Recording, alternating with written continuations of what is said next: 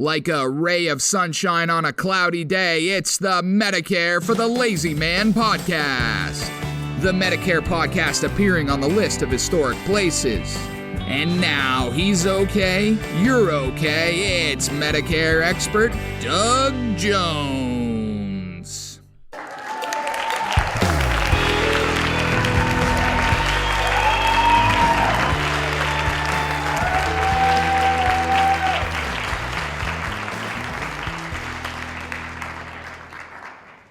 Oh boy, oh boy, oh boy. It is the Medicare for the Lazy Man podcast. Welcome, ladies and gentlemen. I'm so happy to have you joining us. This is the Medicare podcast for Medicare people or people who are contemplating Medicare.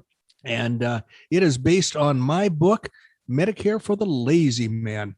We are happy to offer that book through Amazon.com in any of three versions. And it's chock full of interesting Medicare facts and figures and mostly explanations as to why you don't have to be concerned about your approach to Medicare.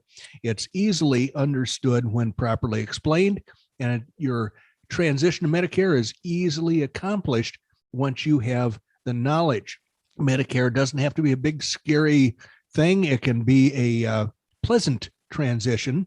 It can save you money. It can improve your health insurance coverage. So most people find it to be a pleasant transition, and they stop fearing it once they have a clear understanding of what needs to be decided and of what has to be done. And I have neglected in my last couple of episodes to thank my Canadian nephew, Drew McMillan, who opens every episode of this podcast. He is a Canadian entertainer who has served as the host of a Canadian TV series about powerboats called Powerboat TV. He now works with his MBA as the head of an accounting department of a major Canadian company that produces all kinds of documentaries and so forth. So I'm hoping that we'll be seeing more of Drew McMillan as he gains more experience. We are sitting here staring at, I'm staring at Randy Carson, and he's staring back at me. So we are staring at each other. The problem is I'm sitting in the frozen wastelands of Illinois, and he's sitting in the warmth and the sunny, the solstice. No, the manufacturing vitamin D. What do you call that? He's gaining some actual health benefits from living in Arizona that I can avail myself of here. So enough of this folderol. Let's say hello to Randy. Hello, Randy. Hey, Doug. You know, I know it's hard to spot, but I am getting more tan as we speak. Well, I was impressed by the fact that you're manufacturing vitamin D, but I didn't quite know how to put it that didn't sound weird.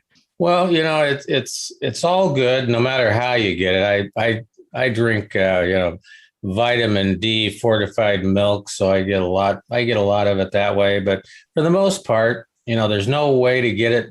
You know, really the best way to get it is to get out there in the sun and manufacture your own. I have no idea how long it takes, but well, now recently we recorded an episode, and you were in your lakefront or your ocean front living unit.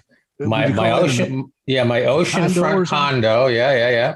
And it was a magnificent view of the ocean, although it was glassy smooth. It wasn't really, there were no waves or anything. Today, tell us where you are, because you're in a whole different location. Well, I traveled on down to the new C2C Consulting headquarters, and I'm sitting in, the atrium. It's actually a meeting room, but it looks like an atrium because we have meeting tables in it. It's decorated like, all the HVAC equipment's hanging out. And I don't know what the style is called, but it's one of my favorites. Looks like it's post-industrial. I think that's the name I would apply to it. I can do that. It's pretty cool. I love the floor-to-ceiling glass. I love the fact that it's not a rectangle. It's an unusual shape of a room, but roomy. Looks roomy as all hell. Very roomy. And if I had to, I could bowl. There would be enough room to put a bowling alley in here. That sounds fantastic. But if you'd have to make sure you had some kind of barrier because that floor to ceiling glass is not going to handle too many bowling balls smacking into it, I wouldn't think. Well, speaking of glass, let me tell you a little story. I'm full of stories. I'm always full of stories. I've noticed that. You ought to be from Oklahoma. I know. I'm close, Nebraska, but Oklahoma is the real centralized area of jaw jacking. Storytellers, yeah. Yeah, otherwise known as jaw jacking. Yep, there you go. So anyway, there was an attorney. This may be a common story, but I don't know. I'll tell it anyway. There was an attorney, I believe it was up in Canada, that was always enthralled with the fact that the skyscraper his office was in had unbreakable glass windows. Uh-huh. Now, every time he gave a tour of his office, and this is a true story, this attorney would, for some reason, decide to run headlong into one of the floor-to-ceiling windows and watch it bounce him back, to prove, to shock the audience and also to prove the value of these unbreakable windows. Sure. Well, one day, I don't know what's coming. I can't imagine what I'm going to do. He ran headlong into this window and the glass didn't break. However, the frame popped out. Ooh, boy. So he fell to his death 20 stories down. Was he an attorney, did you say? He was an attorney. Okay. There are plenty more. So no foul.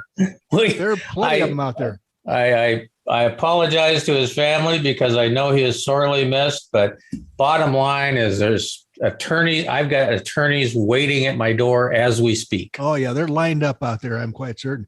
Well, that reminds me of what the John Hancock building in Boston, the John Hancock corporate headquarters, they had a building that was built in the 1800s or maybe the very early 1900s that was 3 or 4 stories tall. And that was the Clarendon building. And then their arch nemesis, the Prudential, who was across town, built their corporate headquarters in the 1940s that was probably 20 stories tall. So the John Hancock built a very large building that was probably close to 30 stories tall. This was in the early 1950s. And when that building was finished, it had a light on top that would predict the weather and could be seen from all 6 New England states. So, of course, the Prudential architects got ready to build their skyscraper. And eventually, in the early 1960s, maybe the late 50s, they finished the Prudential Tower, which was somewhere in the neighborhood of maybe 40, 45 stories tall. So the John Hancock people were busily planning on their tower. And it was I think 62 story tower that was finished in the 1970s. And it was all glass. It was just floor to ceiling glass, top to bottom glass. And it was kind of a greenish color, very nice building and unusual shape, kind of like a parallelogram or something, and 62 stories tall. And all of a sudden, one day, a window fell out and came crashing down, shattered on the sidewalk, might have even killed somebody. So they, sprang into action. And after having these windows start popping out of the building in unpredictable times, middle of the night, so it wasn't the sun beating on the glass, on a cold day, on a hot day, just for no reason, all of a sudden these windows would just pop out of their frames and fall to the ground, some from like 2 stories up and others from like 50 stories up. They finally figured out that the day before the glass is going to pop out of the building, it changes color.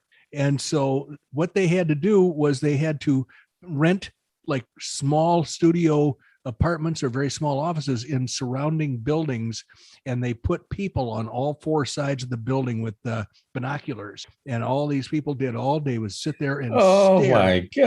Oh my gosh. And they're looking for a pane of glass that's not the same color as its neighbors. And then they call somebody and tell them what floor to go to, what window to change out.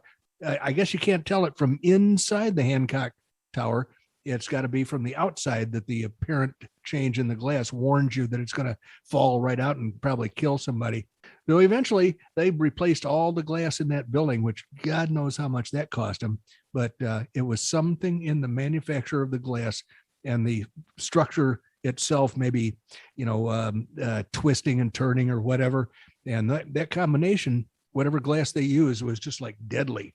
So over the course of time, they replaced all the glass in the Hancock building?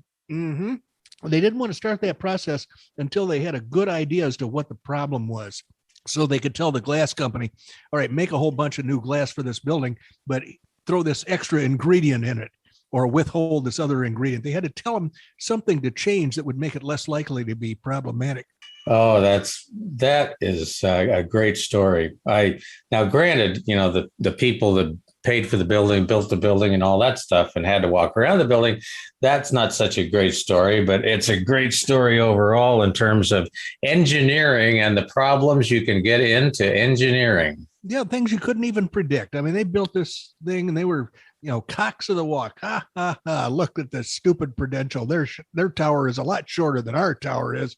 And then the Prudential's laughing at them, but ours doesn't kill people that walk underneath it. So, oh dear. Well, I'm going to mention one name. I'm going to mention one name, and then maybe next week we'll follow up on what this means. Okay. But in terms of poor engineering and unanticipated effects of a particular type of engineering, there was a bridge, I believe it's in San Francisco, called Galloping Gertie.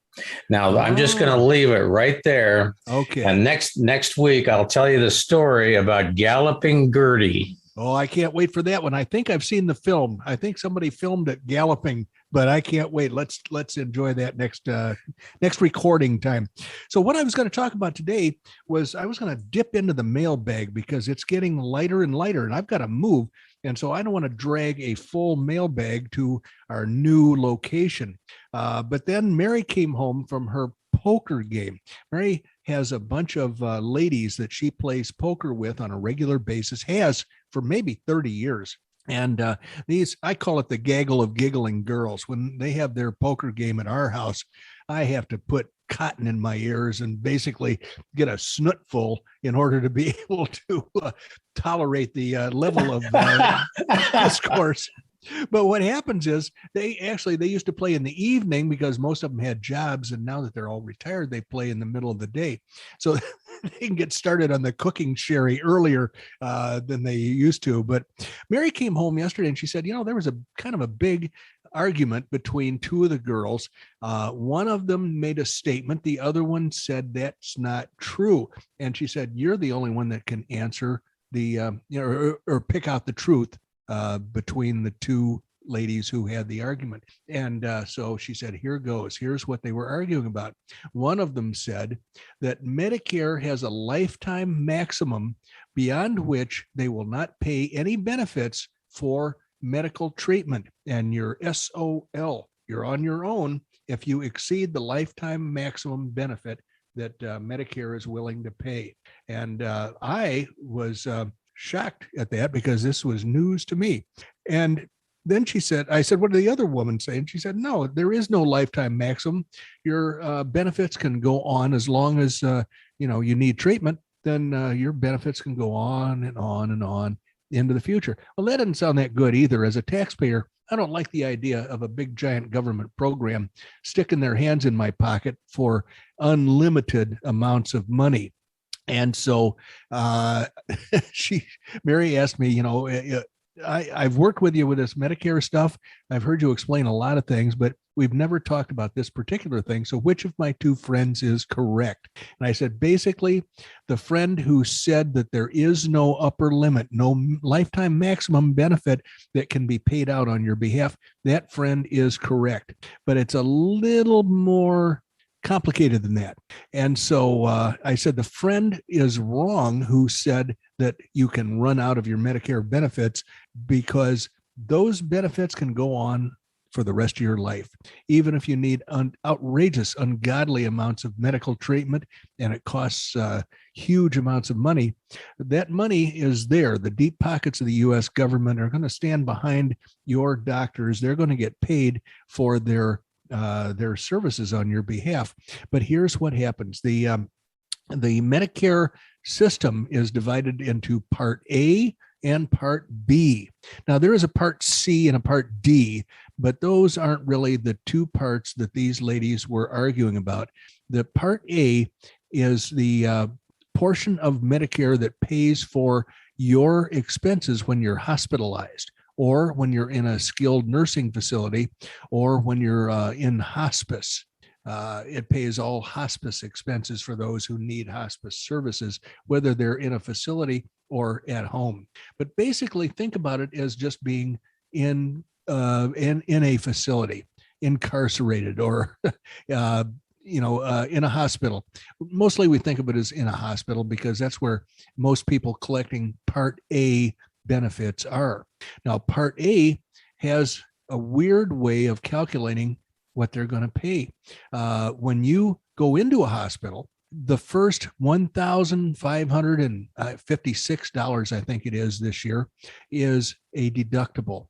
So when you go to a hospital and they check you in and they tell you, here's your gown with the slit up the back, and we're going to take all your possessions and put them in a plastic bag and throw them in a locker or whatever, that hospital, you have to pay the first $1,556.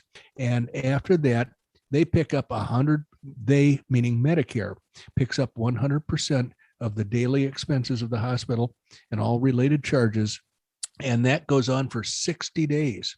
So instead of a $1,556 deductible that sounds very large, that in fact is a deductible that could be very tiny compared to your overall hospital bill after you've been in there for 60 days. Now, I don't want to have anything wrong with me that takes 60 days to fix, let me tell you. But it is the way Medicare works. The first 60 days that you're in the hospital, Medicare Part A will pay those expenses. After that, if you're still in the hospital, then they will charge you a per diem copay. And I can't remember what it is. I think it's $342 or something like that. And then after that goes on for like 60 days, then the copay goes up and it's like 700 and something. And you're still paying through the nose if you're in the hospital. If you're in a nursing home, the calculations are slightly different. But basically, that means your benefit under Medicare could come to a screeching halt if you're in long enough, because once all of those days are used up, then they give you a final period of, I think, 60 days with a lifetime, one time only. Use them and then they're gone forever. The nice thing to know is that if you've used up all of the days in that Medicare benefit period, then your Medicare supplement, at least the kind I sell, will step up and pay for another 365 days. So you're taken care of to a much greater extent than you would be if you didn't have a Medicare supplement. So then the term Medicare period of treatment comes into play, because if you're released from the hospital and you don't need any medical treatment for 60 days, then you start a new benefit period. So then the whole thing starts all over again. And that's my understanding. Now, most people have their Medicare charges fall under Part B, which is you're not inpatient, but you're outpatient. However, you have a lot of doctor's appointments. You may have a lot of lab testing, or you may have treatment or therapy that occurs when you're not confined to a hospital or an institution. That's those charges are covered by Part B, and that's where most of us have our contact with medical authorities, medical doctors. That's where we collect our medical services, and that's who pays the majority of our medical bills. They fall under Part B. The Part B has a different calculation entirely than Part A. Part B starts out with a $233 annual deductible. So let's say that I've got a couple of doctor's appointments, and I do every summer. I come back from Arizona and I go see all these doctors because I've got no thyroid. And so I got to go see the thyroid doctor. And I had peripheral vascular disease. So I go see that doctor. And then I go see another doctor. I forget what for. But anyway, so eventually I will wind up paying out of my pocket $233 in my annual deductible. Now, after that, Medicare pays a full 80% of any charges beyond that $233, and you would be responsible for 20%. That 80% that Medicare pays has no upper limit. They'll keep paying that all year. If you have a $500 charge on January 1st, then you will pay $233. That'll be your deductible for the year 2022. And you can go see all the doctors you want to. Medicare will pay 80% for the rest of the year. You'll be stuck paying 20% of whatever price Medicare allows for the services that they render on your behalf. So how do you take care of that 20%? You don't want them coming after you for that money because it starts to add up after a while. So you purchase a Medicare supplement. The Medicare supplement always pays its 20% share when Medicare has approved a charge, then the supplement will pay. It doesn't matter what insurance, it could be from Bob's aluminum storm door and Medicare supplement company, or it could be from one of the companies I just mentioned, the John Hancock, the Prudential, one of the upstanding huge insurance companies in America, Blue Cross Blue Shield. Doesn't matter whether it's a company you've never heard of or not, the 20% that Medicare supplement plan is supposed to pay, given the plan, that I sell, those are the plans I sell. They cover that 20% for you. They will pay without question when Medicare says that the charge is legitimate, medically necessary, and within the limits that Medicare allows the doctor to charge for the service rendered. Now, the other thing is that you can pay through the nose for a Medicare supplement that will provide you the 100% of that 20% in case you need it. Or, as Randy and I often suggest, if you're pretty healthy, you can pay a lot less money for a high deductible or high value version of that Medicare supplement that allows you to share some of the risk. So you might be willing to say, I'll pay 20% of my doctor's bills because I don't have that many doctor's bills in a given year. And that would allow me to save maybe $100 a month, maybe $120 a month. It kind of depends on where you live. If you can save that kind of money and, put it away in your sock drawer or stuff it under your mattress for the one time when you might have a need for greater medical expenses, you can go back to that sock drawer or dig out from under your mattress the money that you've been saving in lower premiums, and then use that to compensate yourself for the extra 20% that you had to pay early on. There's always a limit. When you take a high deductible or a high value Medicare supplement, there's always an upper limit beyond which you will never have to pay, but you will share some of the cost in the early part of the plan in order to keep your premiums within reason. You'll keep the premium cost very small, but you'll have big protection. And if you get run over by a bus or trampled by a herd of elephants, you're going to find that the out of pocket that you would have to pay is going to be pretty small compared to the savings that you have for years and years of purchasing a high deductible or high value plan. So anyway, that's the short story of Mary's arguments with her fellow poker players. I'm not so sure that it was really as vociferous as vociferous? I'm not sure it was as animated as she made it sound. When she came home, she had, a little bit of the cooking sherry. She was very excited to tell me about this argument. But, frankly, how worked up can people get about Medicare, Randy? You never get worked up about Medicare, do you? Just one part of it. Which part is that? Well, that would be part C. Oh, yeah. Well, oh boy. Notice how I skidded right over part C and part D. We'll we'll leave that lay in the dirt for right now. But Yeah. we have used up our time. The crickets have chirped, so I need to bring the plane in for a landing. I don't know if you guys on the podcast heard those landing gears coming down, and the staff on the plane was saying, you need to put your carry-ons back up in the upper right, the chair up in the upper right lock position, and up in the overhead, put your carry-ons back, and be careful because things may have shifted during flight. Do we have to extinguish our smoking materials? No, Oh, no, good. I wish we did, because I used to smoke a lot. But Especially on airplanes. I mean, that was a great place to smoke. what else is there to do, for crying out loud? So anyway, I want to probably remind people of a couple different things. There's always seems to be, over the course of time, a bit of confusion. By the way, Doug sells insurance, okay? Not only is he a celebrated author, he sells insurance. And you really need to depend on him to do your deal for you, because he will never steer you wrong, as you will find when you buy a book down at Amazon.com. Medicare for the Lazy Man, easiest and simplest guide ever. Get it in whatever form it comes, because it will steer you right.